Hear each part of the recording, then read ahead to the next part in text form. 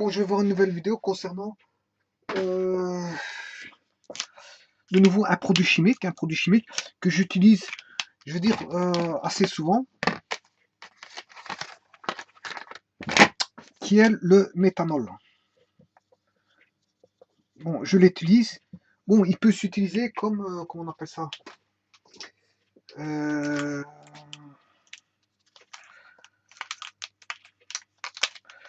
Bon, il peut s'utiliser de plusieurs manières pour plusieurs objets, enfin pour plusieurs choses. Mais sachez que bon, moi je l'utilise au travers d'une bouteille blanche dans laquelle bien sûr est mentionné le produit et tous ses dangers, et voilà, et toute une notice qui concerne, je veux dire, le produit. Il indique quel type de produit. Il y a un bouchon blanc, hein, on doit bien appuyer vers le bas pour l'ouvrir, voilà. Et c'est en fait c'est du méthanol. Il est bien marqué méthanol. Et dans sa deuxième forme, il est indiqué aussi, euh, c'est un alcool de méthyle. Voilà, ça, c'est l'écriture sous sa deuxième forme. Donc les deux écritures sont écrites dessus. Et moi, je l'utilise en gravure. Pourquoi? Parce qu'en gravure, quand on a une plaque, enfin, quand on fait de l'aquatinte, hein, quand on fait de l'aquatinte,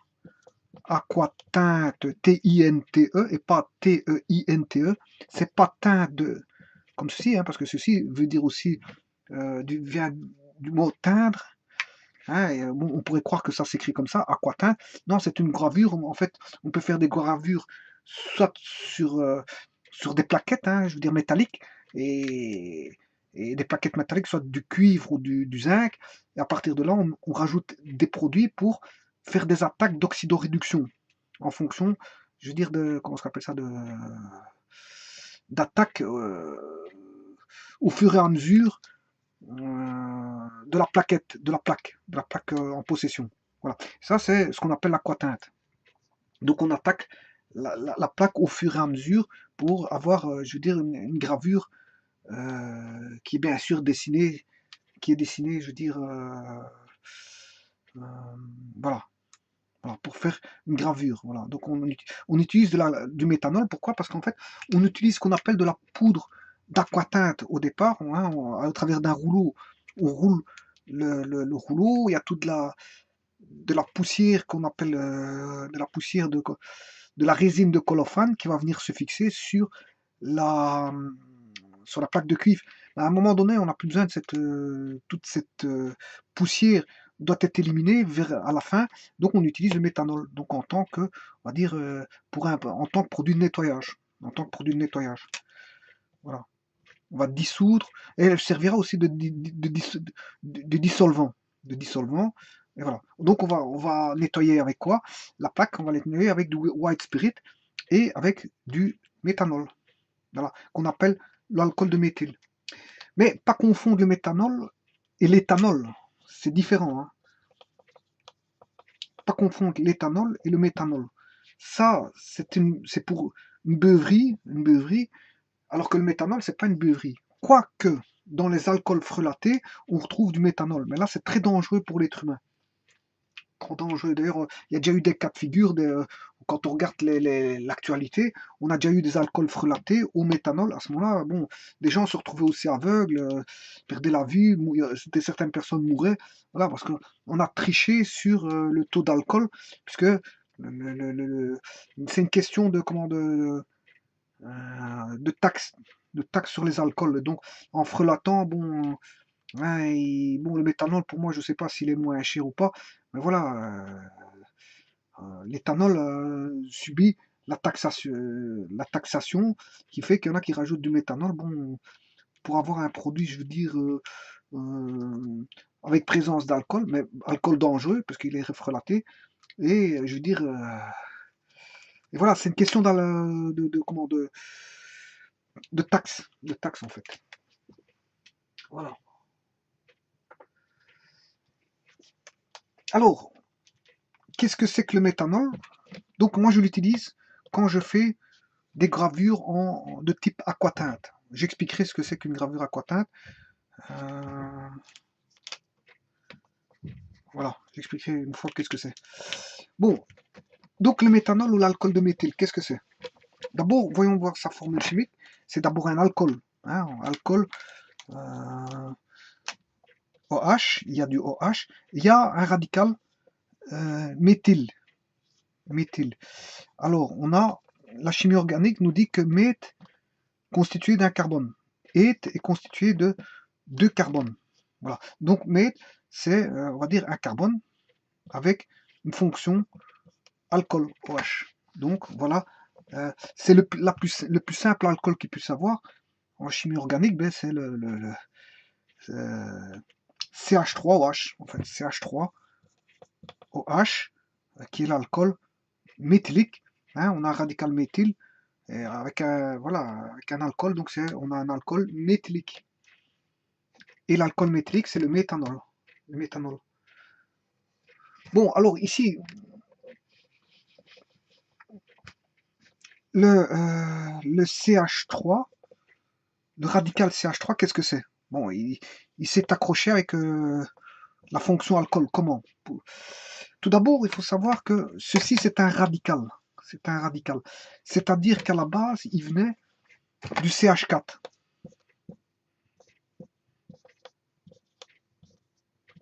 Voilà. Et donc, ici, on a des liaisons covalentes. Ouais. On a des liaisons covalentes. Hein, ils partagent, je veux dire, un électron. Mais quand on vient faire une rupture ici, ce qu'on appelle une rupture homolytique de la liaison, entre soit des atomes de carbone, parce qu'on peut avoir ça entre des atomes de carbone aussi. Hein. Voilà. Si j'ai une covalence pure, je peux casser avoir une liaison, une rupture par liaison homolytique, ou je peux casser entre un carbone et un hydrogène. Ça reste, je veux dire, du moment que je casse une liaison covalente, ben, entre atomes soit de carbone ou d'hydrogène en chimie organique, eh ben, ça donne naissance à ce qu'on appelle des radicaux, parce qu'en fait, je vais avoir ceci.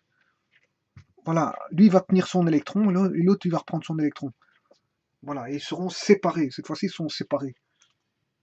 Voilà. Et dans le cas des alcanes, quand on a des radicaux, ça donne ce qu'on appelle des radicaux alkyles. Ou on appelle ça alcool. Alcool. Des alcoils. Voilà. Donc, c'est dans le cas des alcanes, les radicaux vont donner plutôt des radicaux alkyles ou d'un synonyme des alcools. Alors, donc comme je dis, une rupture homolytique, c'est ce qu'on appelle une homolyse. Une homolyse. En chimie organique, bon, c'est plus connu sur le nom de clivage homolytique. Clivage homolytique, qui est la rupture d'une liaison, comme je viens de dire, covalente entre deux fragments. Supposons que j'ai un fragment A et un fragment B, je fais une rupture ici, ben, fatalement, on va avoir ceci.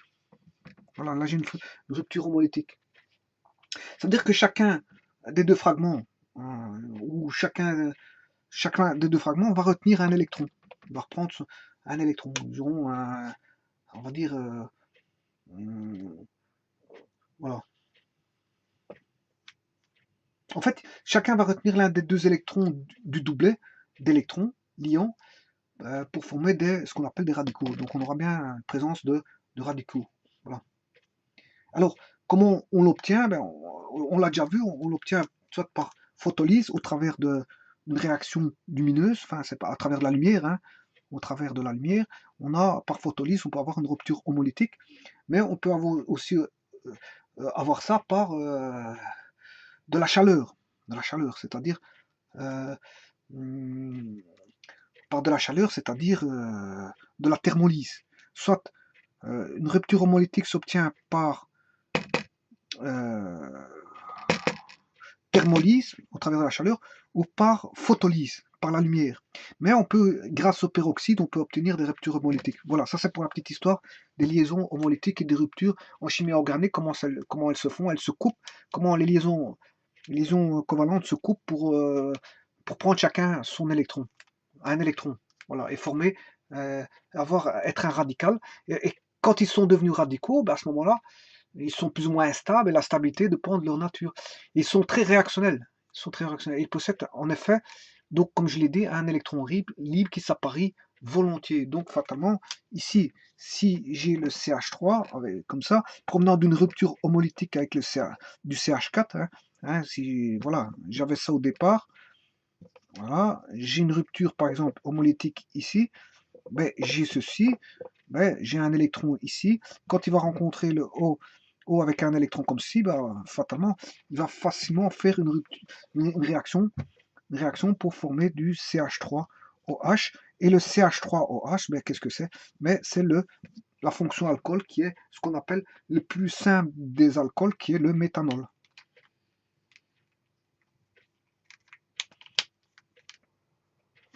Bon, le méthanol, on l'appelle aussi alcool de bois. Il est connu sur le mot d'alcool de bois parce qu'avant, bon, voilà. Donc, alcool méthylique, alcool de bois, nafte de bois ou esprit de bois, hein, c'est un composé chimique, voilà, voilà, qui peut s'écrire aussi plus facilement MEOH, c'est-à-dire ME pour alcool méthylique, MEOH. C'est les différentes formes d'écriture. Voilà.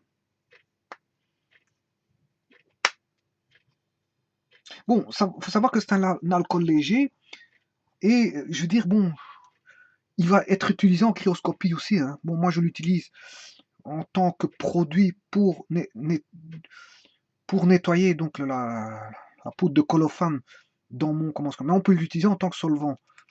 En tant que solvant, en tant que dissolvant aussi, pour dissoudre, hein, pour dissoudre des graisses.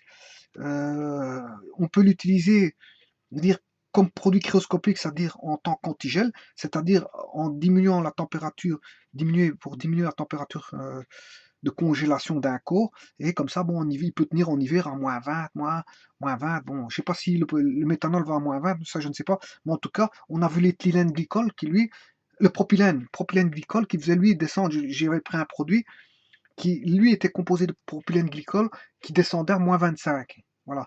J'ai vu l'éthylène glycol, lui je ne sais pas à quelle température de congélation il fait tomber une solution, je ne sais pas. En fait, les produits cryoscopiques, c'est des produits qu'on mélange à d'autres produits. Généralement, on mélange ça de l'eau pure, hein. Pourquoi l'eau pure? Parce que j'ai expliqué plusieurs raisons pour l'eau pure. Pourquoi? Parce qu'il n'y a pas de calcaire. Bon, le calcaire, c'est un problème pour les conduites, hein. Ça, vous le savez très bien, hein. Le calcaire, c'est un produit qui pose un problème pour les conduites. Et en plus de ça, bon, dans les produits purement, comment est-ce qu'on appelle ça, de refroidissement des circuits moteurs, là ils mettent des produits pour pas que ça rouille, hein, pour pas que le moteur rouille, etc., etc. Enfin, pour pas que on ait de la rouille au travers de l'attaque, euh, enfin qu'il y ait de l'oxydation sur les métaux. Voilà, donc on utilise des produits cryoscopiques, avec des produits internes, avec des colorants bien sûr, et des choses qui permettent de sentir le produit, ils mettent des produits pour l'odeur. Parce qu'en fait, on se retrouve souvent avec, dans les produits microscopiques, on retrouve souvent des produits incolores, comme l'est le méthanol, il est incolore, hein. Hein, si on met pas un colorant, ben on ne sait pas si c'est un produit d'été ou d'hiver, voilà, hein. Si c'est un produit d'été, bon, produit d'été, il doit servir, que je l'ai expliqué dans le produit qui était l'antigel, qui était non pas le propylène glycol, puisque j'ai pas vu le propylène glycol, mais j'ai pris un exemple de propylène glycol dans un bidon qui servait de réservoir de liquide de refroidissement. Voilà, j'ai montré un produit de liquide de refroidissement avec du propylène glycol. Mais moi, j'avais étudié l'éthylène glycol. Là, je crois que c'est celui-là qu'on retrouve dans les lave-glaces. Voilà. Voilà. Et alors, on retrouve, produit de refroidissement, le méthanol. Bon, et chacun descend sa température de congélation. D'ailleurs, je le verrai avec les lois de Raoult. Chacun descend à une température de congélation, je veux dire, bien spécifique, hein. S'il y en a un qui descend à -20, l'autre il va descendre à -25, l'autre à moins 18. Voilà, ces différents produits-là donnent, il y en a qui peuvent aller plus loin au niveau de la température de congélation, mais ils se retrouvent pas tout seuls. Ils se retrouvent en tant que produits cryoscopiques. Mais en fait, ils sont mélangés avec d'autres produits, des colorants, pour voir la couleur si c'est un produit d'été ou d'hiver, avec des produits qu'on sent, hein, pour savoir, bon, pour lui donner une odeur, voilà. Et le produit de base, à la base même, voilà, qu'on utilise. Donc lui, il va faire euh, que descendre la température de congélation de la solution complète. La solution complète. Voilà. Et le méthanol, c'est pareil. Il peut être utilisé en tant qu'agent de, comment est-ce qu'on appelle ça, en tant qu'agent de, comment est-ce qu'on appelle ça, de refroidissement. Voilà. Je ne sais pas combien il descend, mais je verrai avec les lois de Raoult que, bon, via les lois de Raoult, que, bon, avec les lois de Raoult, qu'est-ce que je vais faire? Je vais prendre différents produits. Je vais prendre de l'acétone, de l'alcool, du méthanol, qui est l'alcool méthylique, et je prends méthylique avec un M, hein. Méthylique avec un M, hein. Donc je prends de l'alcool méthylique, et je prends de l'alcool éthylique, ce qui est un spiritueux, c'est-à-dire de l'alcool à boire, qui est l'éthanol. Voilà. Et je vais comparer ces trois produits-là en tant que produits cryoscopiques. L'acétone, l'alcool méthylique avec un M et l'alcool éthylique avec un E. Et ces trois-là refroidissent. Tous les trois ils ont tous les trois une propriété de cryoscopique, c'est-à-dire qu'ils vont diminuer la température de congélation. Il y en a des autres, hein, il y a le propylène glycol, il y a l'éthylène glycol, enfin il y en a plein qui sont des produits cryoscopiques qui diminuent la température de congélation des solutions, voilà, en général. Mais moi, je vais en étudier au travers des lois de Raoult trois produits. Et je vais les étudier et je vais voir qui refroidit le mieux par rapport à ces trois produits que j'ai cités, c'est-à-dire l'alcool méthylique, l'alcool éthylique et l'acétone, je verrai lesquels qui refroidit les mieux. Voilà. Ça, je le ferai dans une vidéo. Mais sachez que bon, ils ont, on va dire, à peu près les mêmes propriétés. Les propriétés, c'est-à-dire, ils sont incolores, hein, incolores. D'ailleurs, c'est pour ça qu'on met des colorants dedans, pour voir si c'est pour distinguer le produit s'il est d'été ou d'hiver. Voilà. Ouais, produit cryoscopique. Dans celui d'été, bon, euh, la propriété va servir de cryoscopie en hiver, mais en été, on va mettre des autres produits pour plutôt des dégraissants, parce que comme j'ai expliqué, les mouches qui viennent frapper les glaces des voitures, ben, ça constitue des graisses, et l'eau n'est pas suffisamment efficace pour nettoyer, je veux dire, ces fameuses graisses de bestioles qui viennent s'écraser sur. Donc pour ça, il faut un produit d'été où c'est pas forcément un produit cryoscopique qui est là-dedans. On ne descend pas la température du cours, de congélation du cours. Donc on mettra un colorant dedans pour dire qu'on a un produit d'été. Par exemple, du rose, c'est le produit d'été. Et dans le produit d'été, c'est pas un produit cryoscopique, mais c'est un produit dissolvant pour les mouches qui viennent frapper les carreaux. Voilà, c'est un petit peu la même chose que l'éthylène glycol. Hein, c'est un petit peu le même. Voilà, donc c'est inodore, on va dire c'est incolore, et je veux dire bien sûr, vous l'aurez compris, que c'est toxique. C'est toxique comme tout, comme l'éthylène glycol, comme le méthanol, éthylène glycol et le propylène glycol, c'est tous des produits toxiques. Voilà, ça fait pas partie de l'agroalimentaire. Quoique maintenant, j'ai dit qu'il y en a qui viennent frelater, mais ça c'est interdit. C'est interdit selon la loi. Mais d'autres personnes, bon, le font quand même. C'est des mafias qui s'occupent de ça et ils s'en foutent. Eux, c'est leur gain d'argent qui importe et donc ils s'en foutent s'ils tuent des gens ou pas. Voilà, ben, donc celui qui va boire là, c'est lui qui va subir les conséquences. Et maintenant, j'imagine qu'ils mettent une concentration, mais s'il est trop concentré en méthanol, ben, c'est là que le danger, le risque de danger, il est grave. Donc c'est un produit aussi qui est volatile, hein, volatile, c'est-à-dire si moi quand j'utilise par exemple le white spirit ou que j'utilise le méthanol ou d'autres produits en gravure, fatalement, je ferme toujours le bouchon pour éviter bon, des émanations toxiques dues aux vapeurs. Donc, c'est très volatile. Donc, tout ce qui est produit volatile, ben, il faut le fermer avec un bouchon, il faut bien le bouchonner, bien le fermer. D'ailleurs, pour l'ouvrir, comment sait-on qu'il est ouvert? Ben, en fait, on entend un tac, il faut appuyer vers le bas et ouvrir. Appuyer vers le bas, ouvrir. Et pour le fermer, on le ferme correctement, de telle manière que pour l'ouvrir, il faut faire un appui, c'est-à-dire une pression vers le bas avant de débouchonner. Et ça, c'est pour bien fermer, pour éviter que le produit se volatilise, en fait. Voilà. Voilà. Il y a une partie gazeuse, et cette partie gazeuse, ben, elle s'échappe. Et si vous laissez ouvert pendant des jours et des jours et des jours, c'est comme l'essence. Hein, ouvrez votre bouchon d'essence, surtout en été. Qu'est-ce qui va se passer? Ben, vous allez perdre de l'essence parce qu'il va se volatiliser. Les gaz vont partir. Voilà. Voilà. Donc c'est des produits fortement volatiles. Voilà. Et bien sûr inflammables. Ils peuvent prendre feu. Attention que l'alcool éthylique, donc qui sert de beuverie, est aussi inflammable. Ils ont les mêmes propriétés. Hein. Ah, je veux dire, d'ailleurs, je le verrai dans l'alcool éthylique. Voilà. Donc, et ça, c'est un liquide, on va dire, c'est un liquide polaire, parce qu'il y a les liquides apolaires, et ça, en fait, c'est un liquide polaire. Voilà, on peut même s'en servir. Il y en a qui s'en servaient comme carburant en aéromodélisme. Hein. Donc voilà, oui, l'alcool, voilà. Et alors, bon,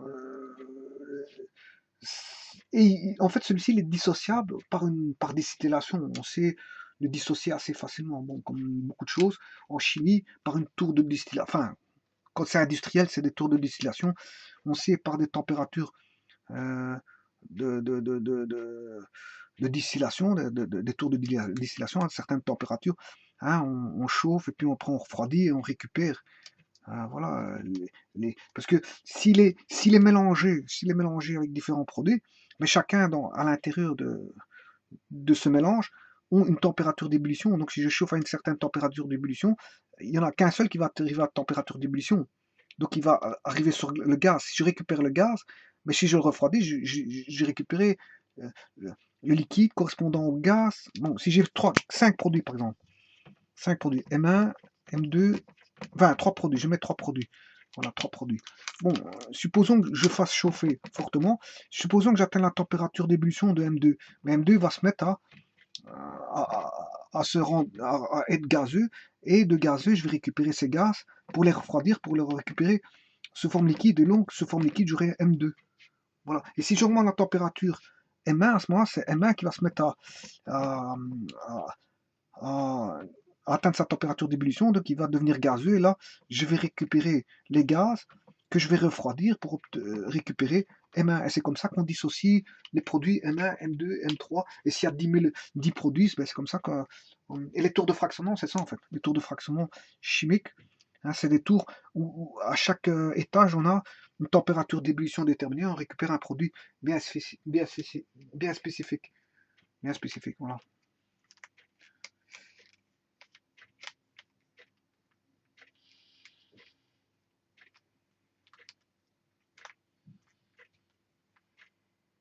Voilà.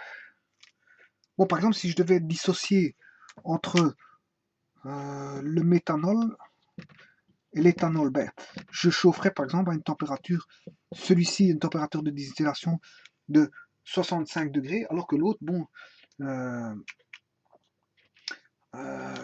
l'autre, je le ferais chauffer à 79 degrés pour récupérer. Voilà, s'ils étaient mélangés. À 65, je récupère le méthanol, et à 79, je récupère l'éthanol.